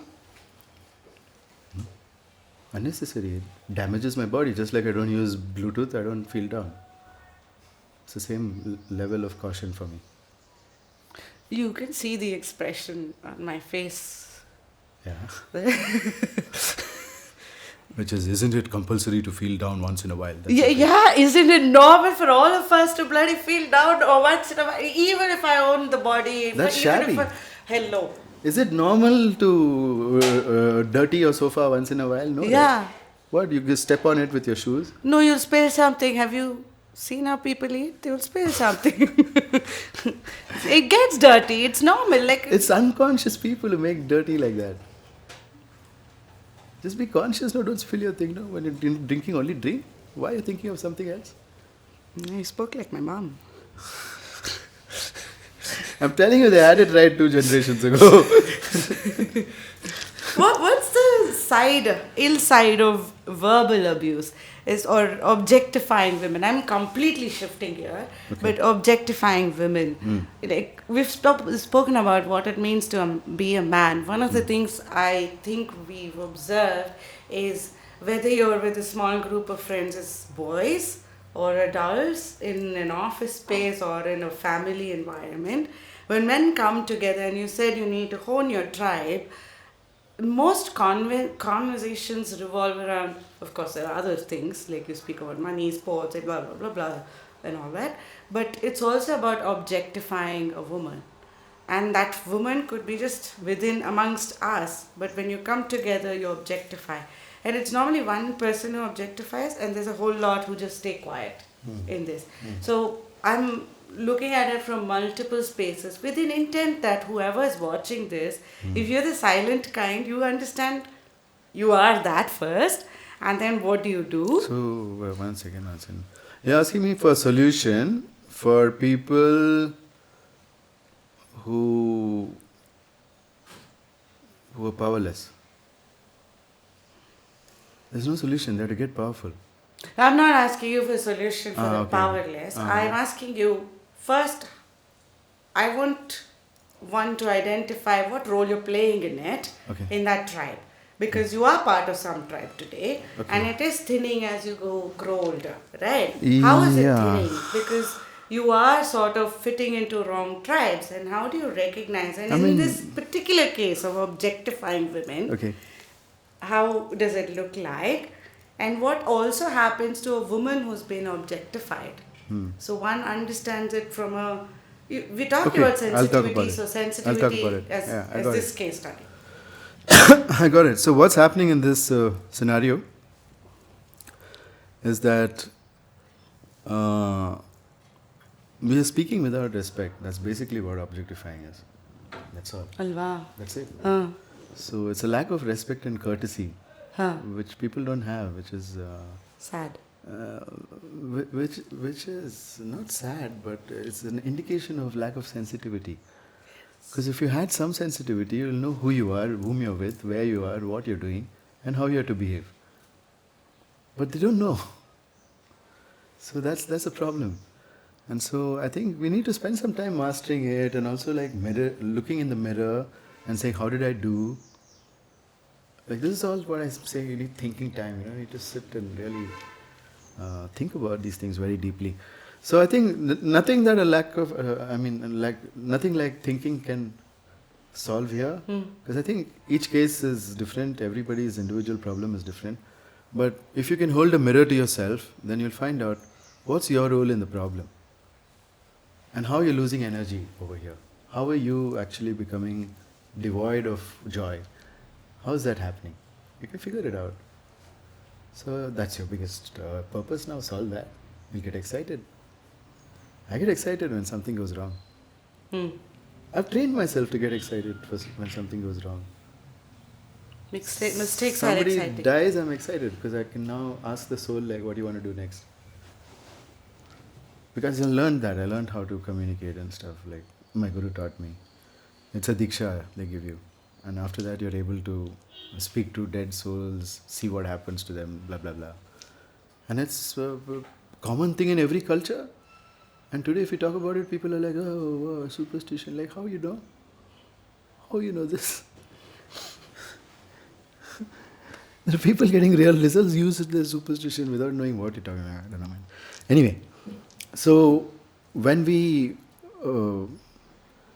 have a more subtle presence, a subtle awareness, and just some respect, then these things will go. Like, and if somebody is not respecting you, I would suggest like don't hang out with them. You can't teach them because one, they don't respect you. You can't teach someone to respect you because they don't respect you enough to learn the lesson. So respect is a basic thing to teach someone something. You can't teach them respect. Can they learn? Yes, they can learn, but it's not guaranteed when they'll learn.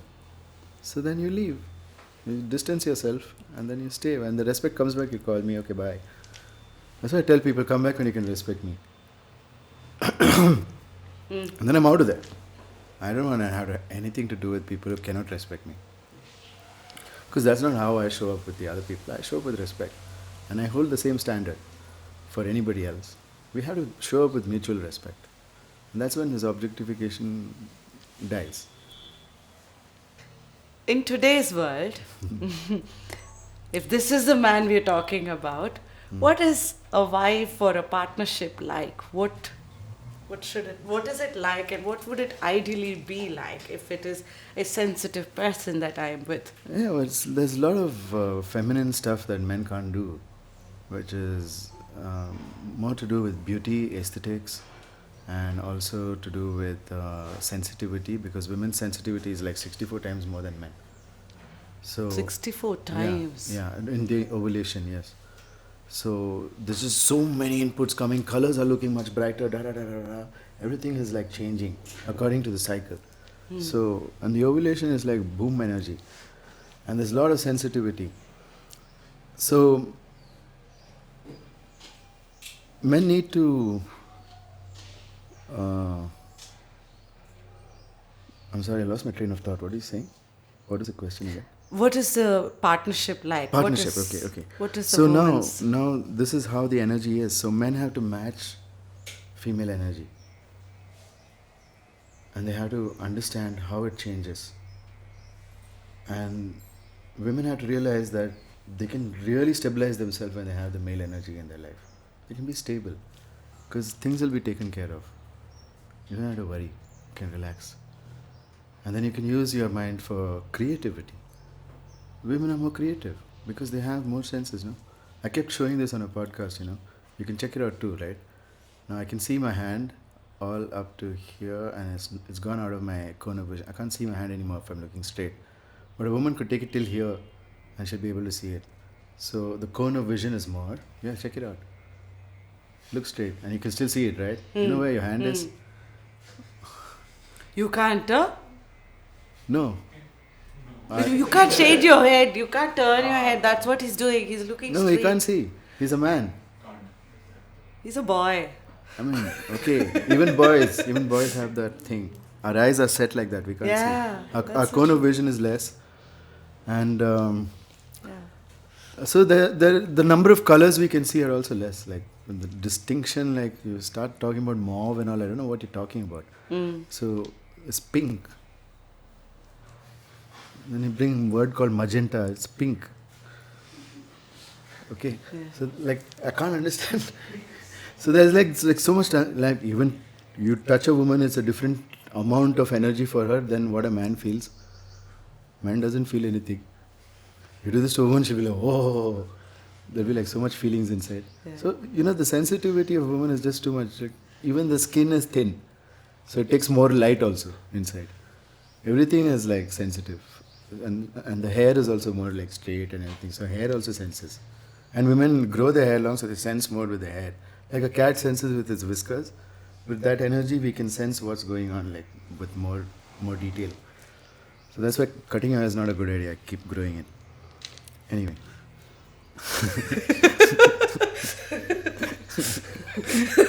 Well, I need this as a man. Okay.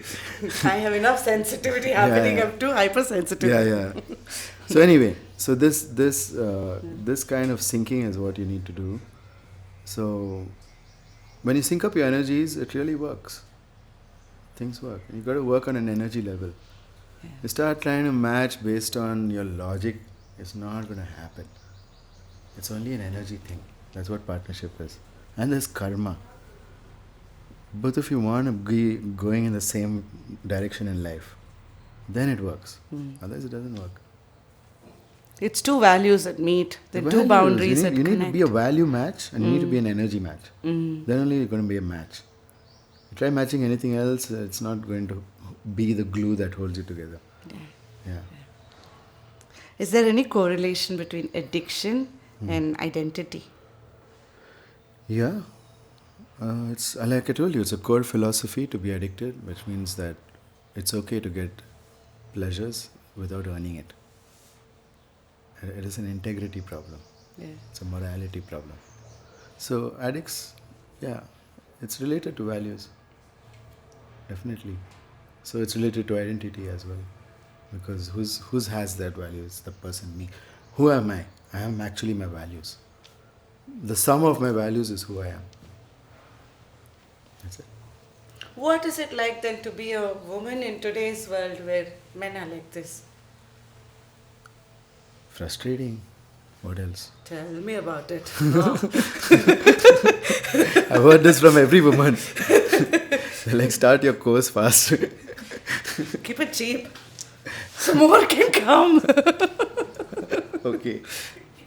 It is cheap, like the first one which we've done is pretty cheap. Entry criteria. And like the first one is like 10K or something. And it's like a 14-day challenge. And we'll sort you out in 14 days. For sure. And 100 people did it yet. That's the best part.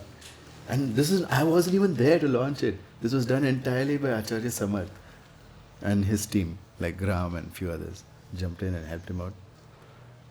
So people who came for this, the wives or the women in their lives, did they write back to you saying, oh my God, you changed my world? Please see the comments on my video where I've talked about these things. Women are commenting more and thanking me. Okay. Yeah, the men are not even commenting. They're like, oops. Isn't that another threat? Like, suddenly when you change, the rest of the world tells you, oh, you become sissy, you become a pussy. Well, these are now, not politically correct words.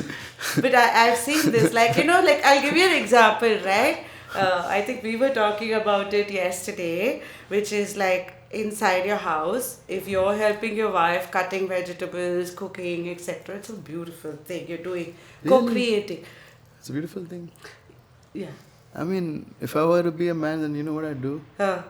I'd get someone to do that and get her free. Absolutely. Ideal situation. Maybe you can't afford it. Then. Why?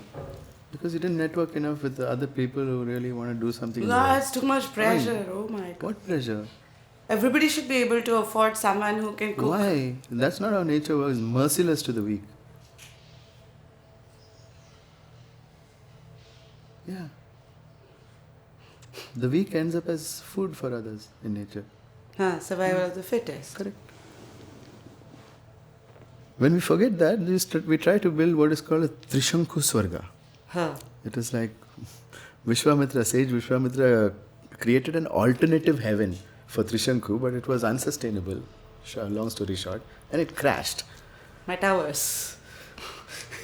So this is your metaverse only. It's your illusion that this is how the world works.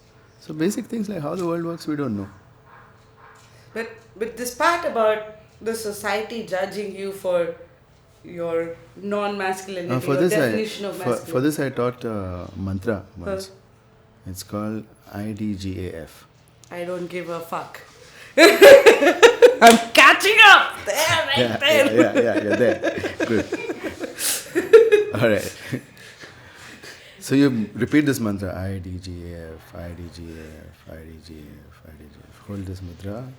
Repeat this 108 times and you feel much better about everything people are saying. Women have been practicing this. It's time. Look at that.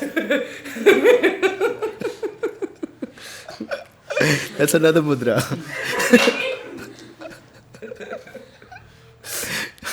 I think it's the last part, right? Why do men struggle to communicate or connect first with their feelings and then communicate?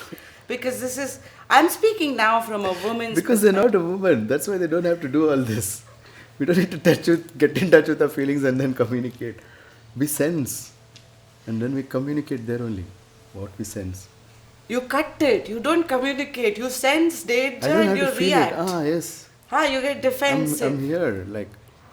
No, I get relaxed also if there's nice things in the environment. If there's danger in the environment, of course I'm ready to fight it. Otherwise I'm chilled out. Now who are you? You are Guru or you are like the men outside? Any man who claims his manhood would be able to do this. Why are they not doing? Unfortunately, manhood has to be claimed. We don't get periods, so we don't become men. Women become women when they get their periods. It's a clear demarcation. Big changes happen. But a man he gets his mustache and whatever, but he's still a boy. He's not grown up emotionally because he's not had the company of other men. And that's how men become men, by hanging out with men. Starts at home, isn't it? Father spending time with the boys. Absentee father, because all he's doing is struggling now to manage this circus called family. And providing. Dude, who asked you to provide alone? Where's your tribe? Why are you trying to provide? The tribe will provide. Build it, no. Why you have to become the government of yourself? Work with other people, man. You like democracy. I think in democracy is great because you at least get to do stuff, experiment. I think it's great. Can it be better? Yeah, of course we can think about it. Nobody's thinking about it, but if we sit and think about it, we can.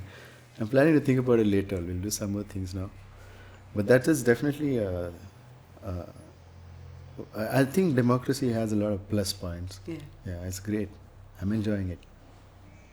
I like this conversation because I think for me, when I even connected with you, there are very few people, there's this whole world of Andrew Tate and the others who really suddenly emerged. And there are very few people who are really calling out the truth for what it is and speaking for it. That I think is very courageous, first of all. And therein lies the power as well, right? And so, and for the millions of women who are going through shit, I think it's about time things change. And time is changing, and yet that sort of conversation around this journey, the process involved, is not happening at homes, it's not happening in our communities, in our organizations, anywhere. And so this was a really good conversation I was looking forward to. I hope it was a similar experience. Oh yeah, I had great fun. This is a fun interview. I liked where you took it. I like that you care about your audience and you ask questions which might be on their mind. So it's all great. I think you have a good connect with your audience. Thank you. Thank you. Any questions? Anything else we missed, boys, girls? We good. We good? Yeah, A happy team. Such a happy Yeah, it team. was an epic session. Great, man. We would like to take a photo individually for Okay. thumbnail. Sure. Oh, man. No, the cupboard is pretty big. Oh, I have to tell you this, okay? So, I have, I'm gonna keep my leg. Is this okay? No, that's okay. You're not. Okay. Tell me. So, the oot, do you know the oot? Yes? So I used to learn archery, and so my teacher one day gave me the oot.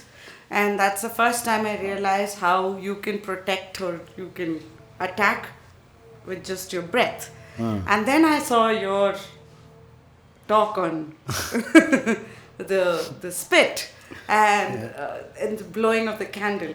Can you? Yeah, I mean, that gives you a spit some travel, you know. If you keep a candle far away and you blow it, you know, you get lung power to send your spit far away. So But that's only blown.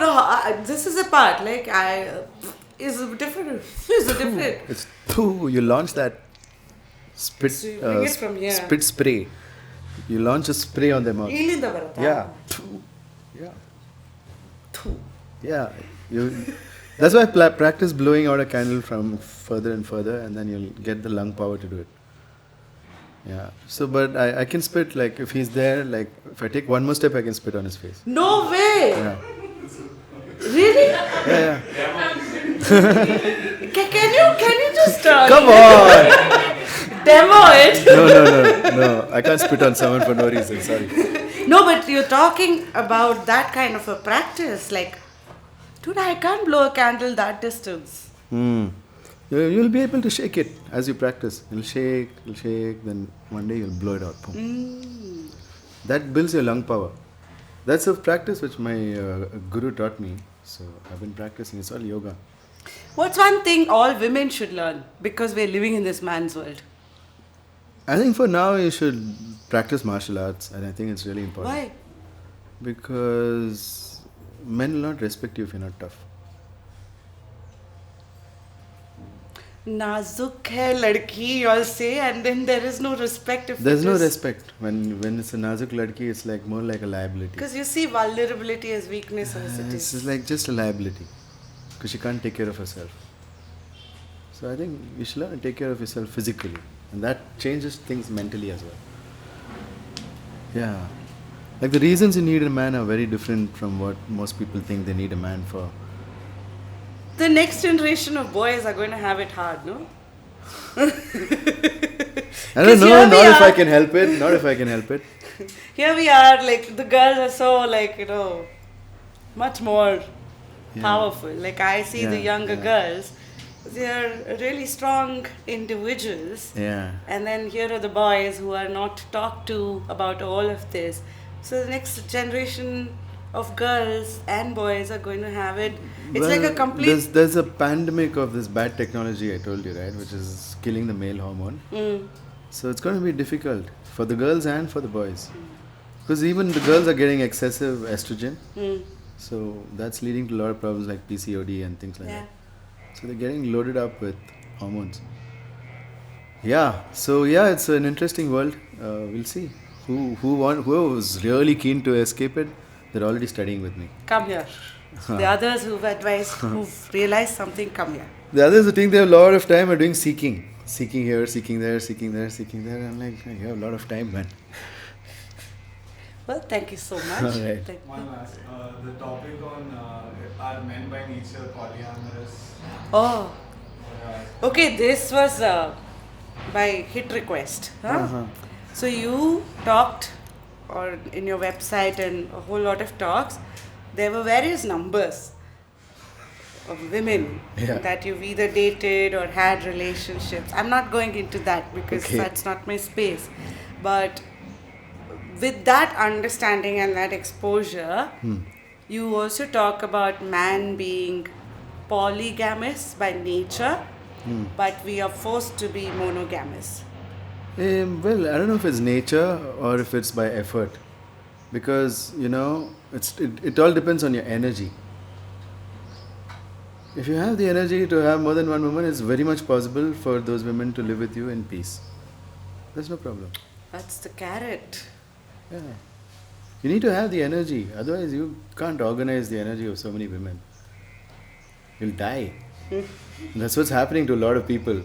They just got rich and then they got a lot of wives. They don't have the energy to manage the wives, and now they're all just got like eating 4 goalies. You know? You work out? Yeah, it's all about energy. Do you have that kind of energy? Like, do you have an energy like a king that you'll have 4, 5 wives? Yeah, are you King Dashrath? Then have no. If you have that kind of energy. But I don't understand why my neighbor has to do it. With 2 other girls on the other street, one here and one there. Like, I don't understand. Why are you pretending and again feeding yourself with some dopamine? Again you're in a fantasy. When are you going to come to the real world? You're running away from I mean, most men can't even handle one woman. They want 2, 3, 4. First handle one properly, no? That only took me so many years. To learn this. You know? So that I can teach it. Yeah. Yeah. Like they say, asking for a friend, no? I'm doing for my students. There's so many things I learned. First is edging today.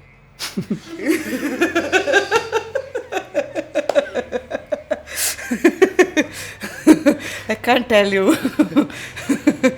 Thank you so much. What You're a lovely welcome. conversation. You're It's a welcome. delight to spend time, get to know you, Yeah, connect with you. And thank you so much. Thank you.